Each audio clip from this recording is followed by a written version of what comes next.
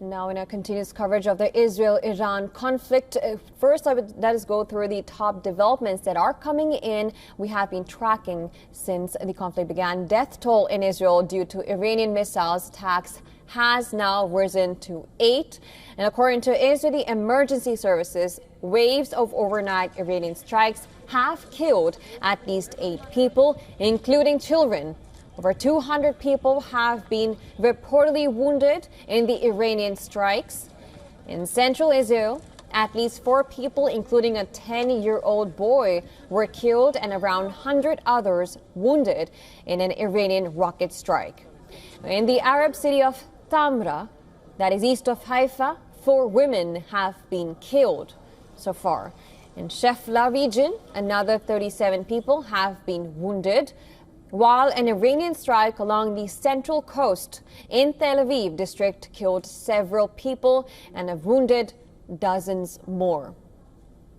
Israeli rescue teams are continuing their search and rescue mission in the coastal city of Bat Yam, where at least 4 people have died so far. Now, this was the earliest attacks and the most severe attacks. Rescue personnel say they are expecting dozens of casualties, as at least 35 people still remain trapped under the debris of the building, which was damaged by the Iranian missile.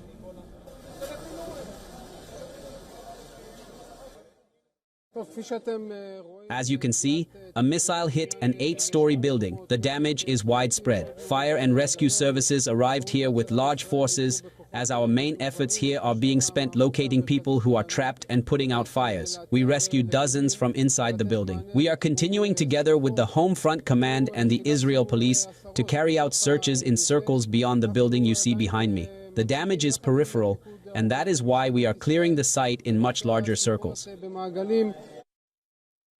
hear now the sirens are going off again. This is another round.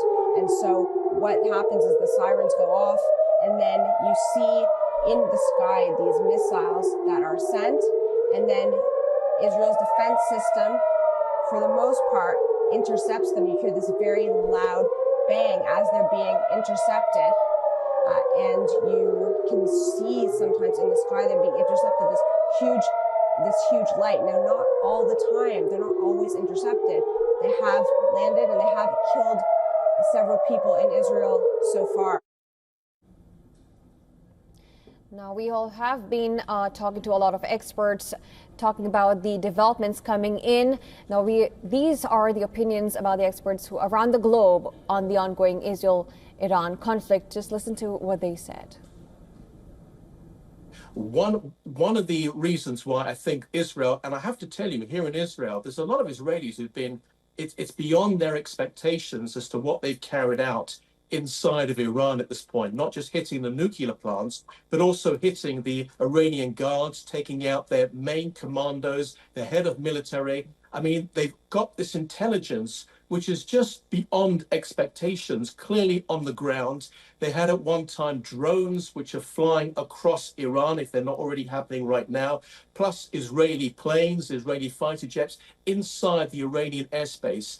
And the reason why you're seeing this right now is because that Iran, for many, many years, built up this sort of outer zone protection for it, i.e. Hezbollah in Lebanon, and obviously the Assad regime in Syria, Hamas and Islamic Jihad inside of Gaza with their long-range missiles, and Iran always felt protected.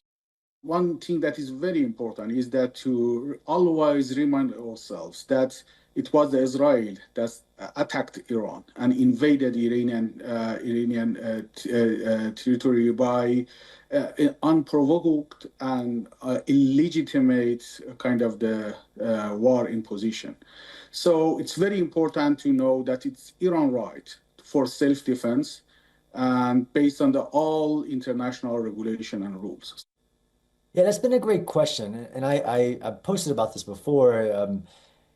The idea that Israel needs a single bunker-busting bomb dropped by a B-2 bomber, it can't do that. Israel has shown in the last 20 months that it has the ability to hit things at deep depth doing something called drilling, where they take a bunker buster munition that might not be able to hit the depth of like Fordo, which is 80 feet plus 200 feet underground, but they have a technique called drilling where they can just drill into the ground because they have air superiority. They don't need a one-shot bunker busting munition. They can like they just killed Mohammed Sinwar in Gaza. They used 50 bunker busting munitions in a matter of 30 seconds all around the site in which the terrorist leader at that time in Gaza was at.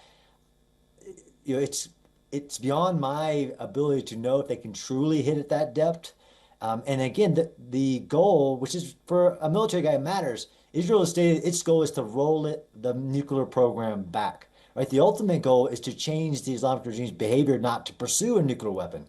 It isn't to destroy, which leads you to even the sensitivity, the dangers in which the IAEA has been reporting on. Like, if you hit a nuclear site, there is a chance of basically nuclear contamination, as these are centrifuges that are actually trying to enrich uranium.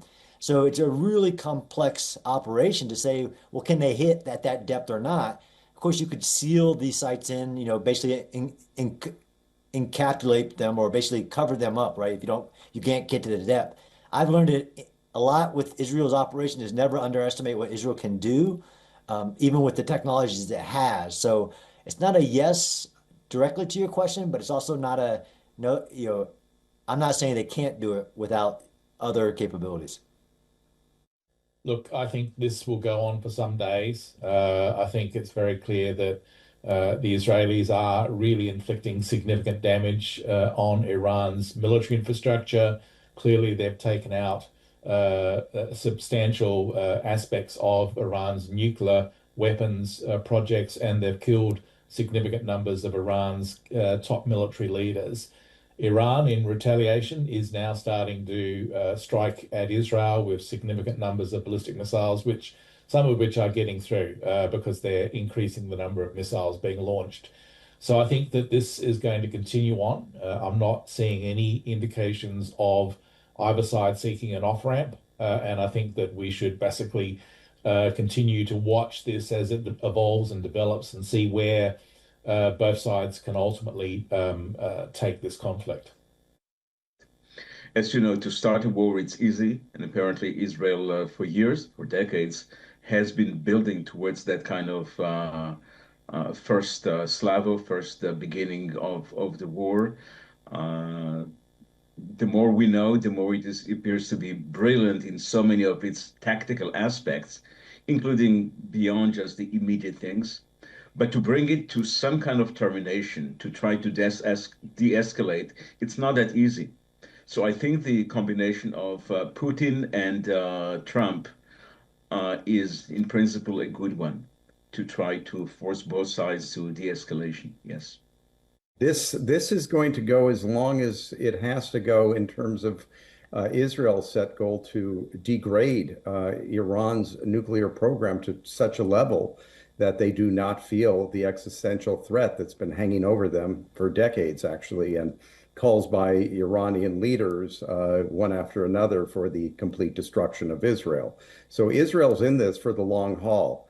How long Iran is willing to continue to be retaliating and firing back at the Israelis and hitting civilian infrastructure within Israel, and then take the hits from Israel on now its energy sector, which of course will cause great harm to Iran's economic situation. So this is really, I don't see an end in sight right now, certainly.